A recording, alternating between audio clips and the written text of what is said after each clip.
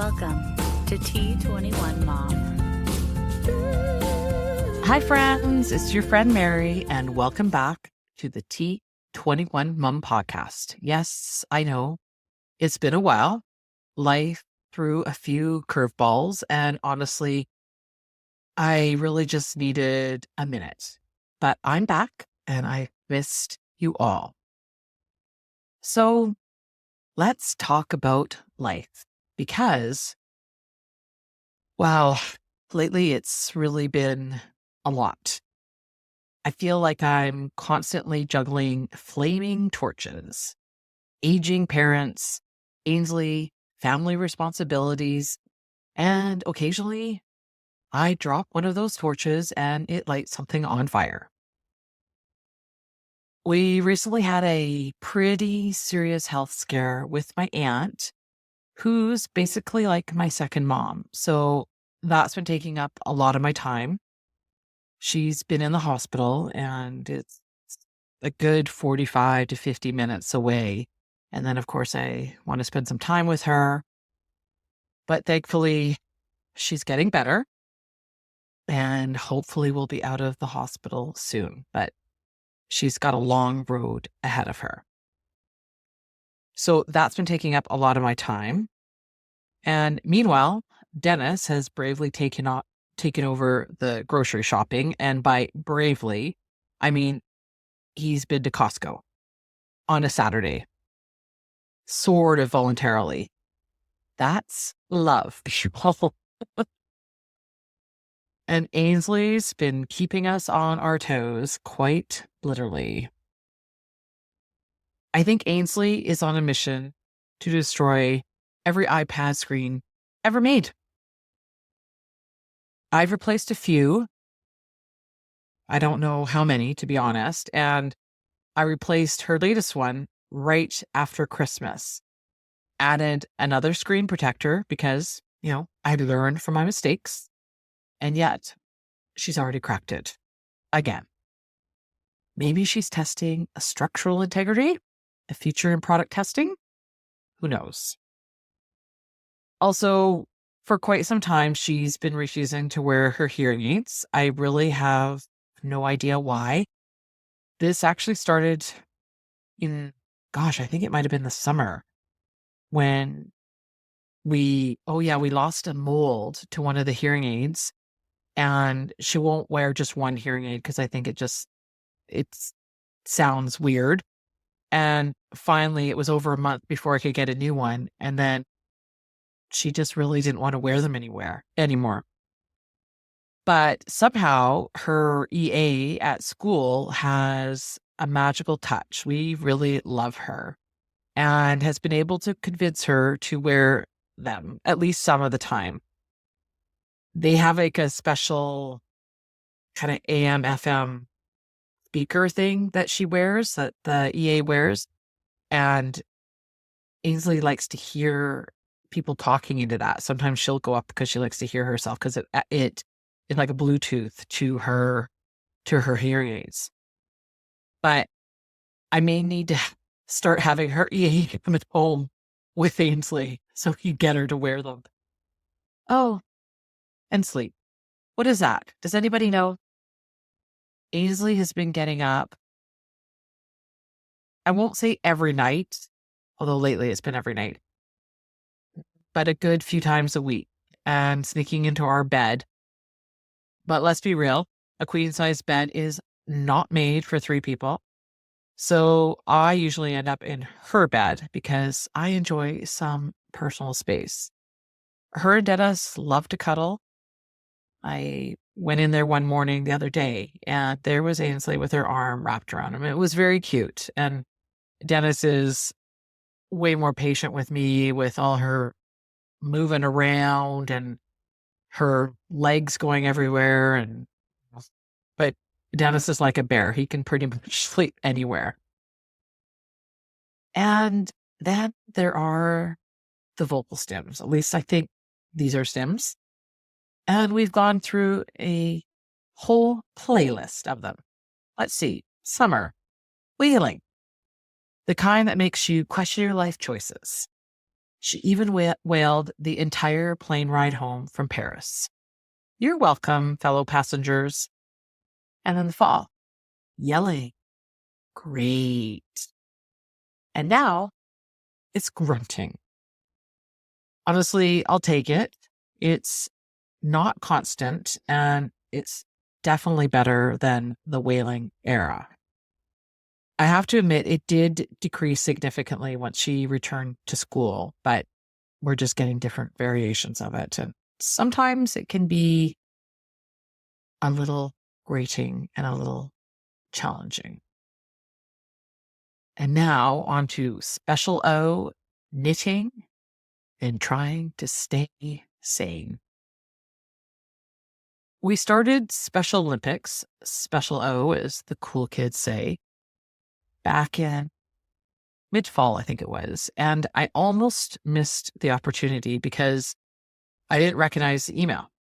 But I'm so glad we joined. Ainsley really loves kicking the soccer ball, and we play fun games like red light, green light, and musical chairs. And it's been really great, to get her moving and having fun. I mean, there's not a lot of kids that go, which is kind of unfortunate. There's really only, well, it was 3 for a while, Ainsley and 2 sisters. And then another young girl, also with Down syndrome, has started coming. And then there's been 1 or 2 boys that have come once or twice, but I haven't seen either one of them in a while. But in a way that's almost better that it's just sort of like a smaller group of kids, because it's a little easier to play the games. And there's 3 coaches, although this past week there was only Coach Esther that was there. So it was good that it was a smaller group. And I, help Ainsley. She doesn't know the concept of, musical chairs, and, she's never going to win at red light, green light, but that's okay. It's still fun, and it gets her moving because she does spend a lot of time on her currently smashed iPad. But it's good. It's good to get out, get her moving. The only downside, it's on Thursday nights, which used to be my knit night. But hey, I did finally finish my pair of socks with yarn I bought in, you guessed it, Paris. I would say that's priorities. What's your thing that helps you unwind? Because some days I just really need an escape. And right now, the high school anxiety is real. Speaking of anxiety, let's talk about high school because, wow, I went to the open house a few weeks ago and immediately felt completely overwhelmed. And honestly, a little sad. I walked into classrooms that I know Ainsley will never step into. I wonder where her locker will be. What kind of locker will she have? I wonder how she'll open it since, combination locks are essentially Fort Knox for her. So I don't know how she would do a lock. Like, she certainly can't do a combination lock, that's for sure. But maybe we can get a simple key lock or something like that. I don't know. So I have a lot of anxiety about it. And the resource director is actually married to Ainsley's current teacher, so at least I won't be totally in the dark. But childcare, that's a whole other nightmare. There are no after-school programs, no childcare options, nothing. I emailed my MLA, which is my political person for where I live. I'm pretty much expecting crickets. I thought I'm sure she gets tons of emails, so I'm not really expecting a response. But shockingly, they did get back to me. It was weeks later. Apparently, they were busy trying to find options. Spoiler alert, there aren't any. So what are my choices? magically create an after school program out of thin air, because honestly, I can't be the only parent in this boat without any before or after school care. I've been seriously considering starting work at probably 5 a.m. so I can be home when Ainsley is. Goodbye, sleep. None of these are great options, but I guess we will figure it out somehow. But when I did talk to the assistant to my MLA, they, like I said, were shocked that there's nothing because this doesn't affect them. And I think that's part of the problem is, you know, there isn't anything because for the most part, people with typical children, by the time their child is 12 or 13 and entering high school, they don't need uh, childcare.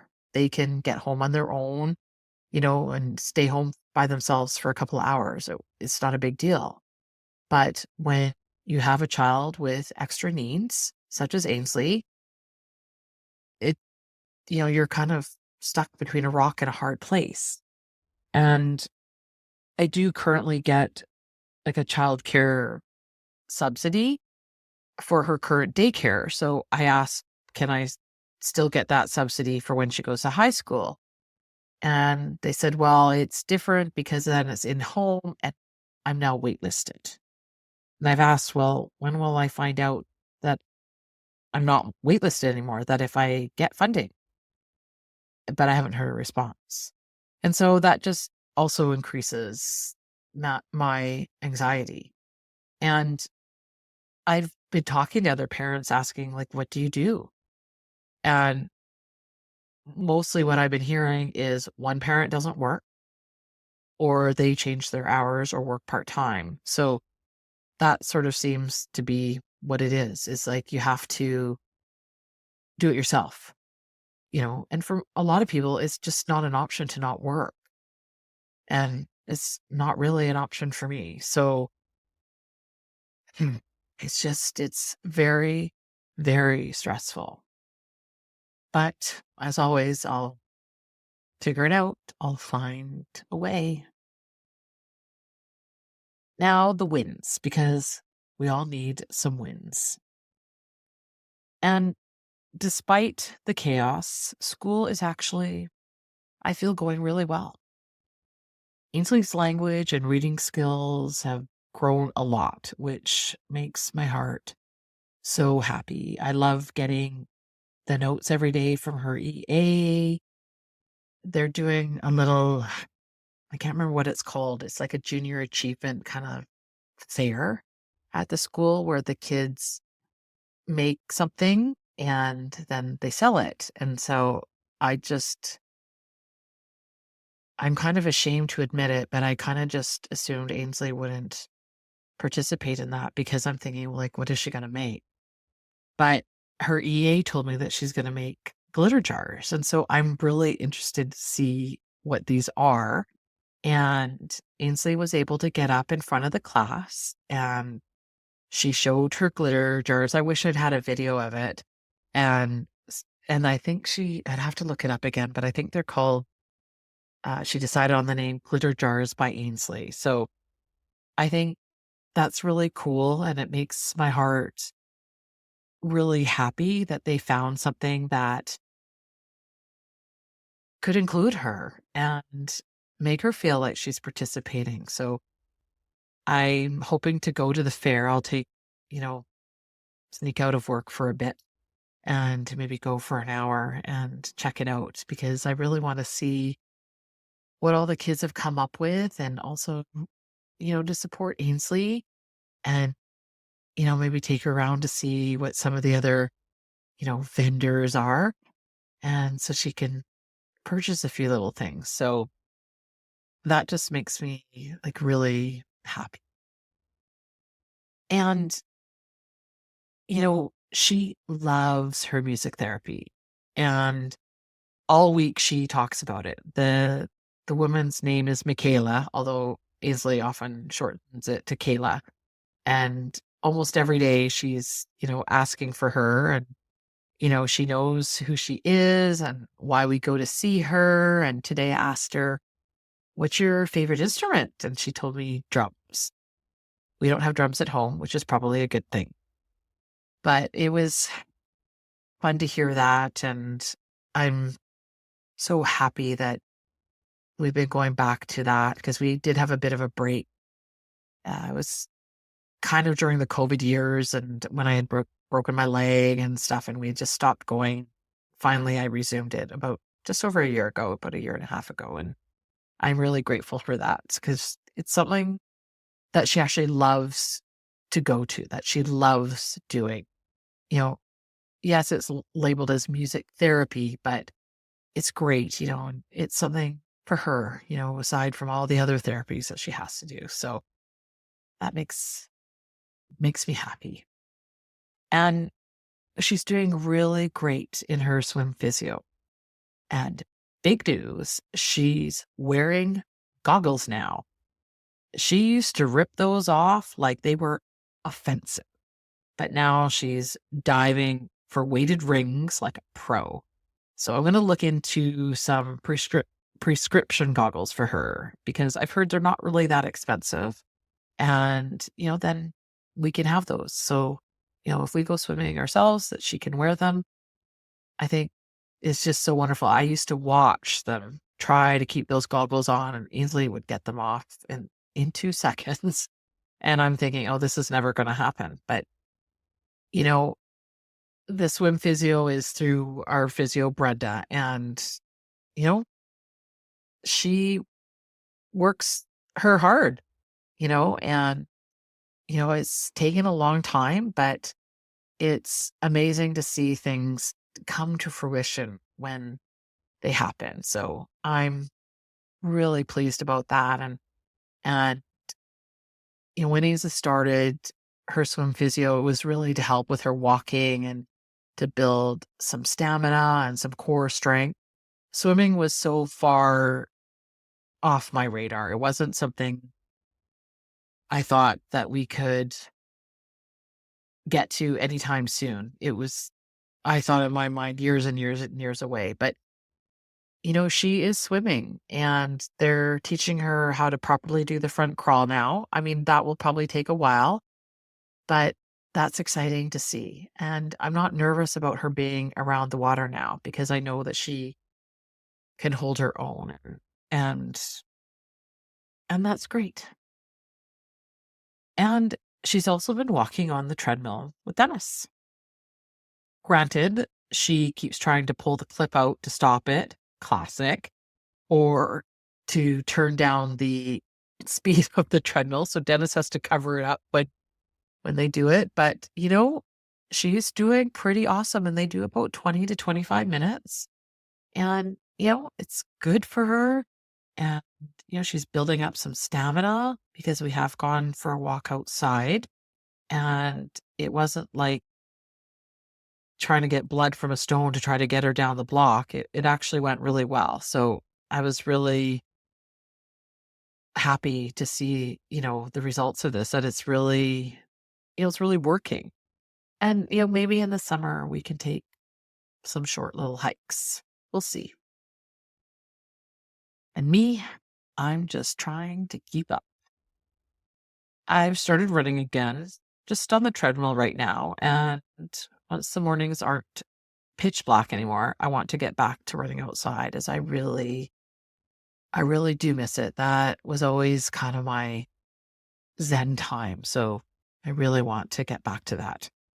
And I finally started reading again. I'm currently reading I Don't Do Disability and Other Lies I've Told Myself by Adele Purdom. She is a Canadian author and has a daughter with Down syndrome. And the book is compiled of like short little essays that are both touching and hilarious. I highly recommend it. So that's pretty much where we're at. I'm aiming to put out episodes probably every other week because let's be real, I really can't manage weekly right now with everything going on. If you got topic ideas, guest suggestions, want to share your story, let me know. You can leave me a message at T21Mom.com. So thanks for listening. I love you all. So keep on loving on your rockin' kiddos, and I'll see you next time.